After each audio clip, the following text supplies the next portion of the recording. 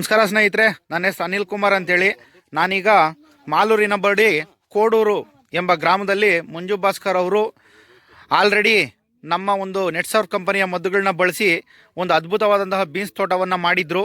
ಈಗ ಅವರು ಅವರ ಪಕ್ಕದ ಜಮೀನನ್ನು ಸಹ ತಗೊಂಡು ಇಲ್ಲಿ ಸಹ ನಮ್ಮ ನೆಟ್ಸರ್ಫ್ ಮದ್ದುಗಳನ್ನು ಉಪಯೋಗಿಸಿ ಅವರು 70% ನಮ್ಮ ಆರ್ಗಾನಿಕ್ ಮದ್ದುಗಳು ಹಾಗೂ 30% ಕೆಮಿಕಲನ್ನು ಉಪಯೋಗಿಸಿ ಮತ್ತೆ ಬೀನ್ಸ್ ತೋಟವನ್ನು ಮಾಡಿದ್ದಾರೆ.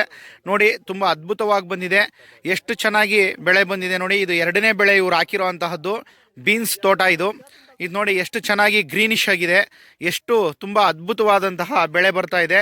ಅಂದರೆ ಈ ಭೂಮಿ ವರ್ಷಾನುಗಟ್ಟಲೆಗಳಿಂದ ಕೆಮಿಕಲ್ ಹೊಡೆದು ಹಾರ್ಡಾಗಿರುವಂತಹ ಭೂಮಿಗೆ ಇವರು 70% ನಮ್ಮ ನೆಟ್ಸರ್ಫ್ ಕಂಪನಿಯ ಆರ್ಗಾನಿಕ್ ಮದ್ದುಗಳನ್ನು ಕೊಟ್ಟು ಇನ್ನು 30% ಕೆಮಿಕಲನ್ನು ಉಪಯೋಗಿಸಿ ಮಾಡಿರುವಂತಹ ಅದ್ಭುತವಾದಂತಹ ಒಂದು ಬೀನ್ಸ್ ತೋಟ ಸ್ನೇಹಿತರೆ.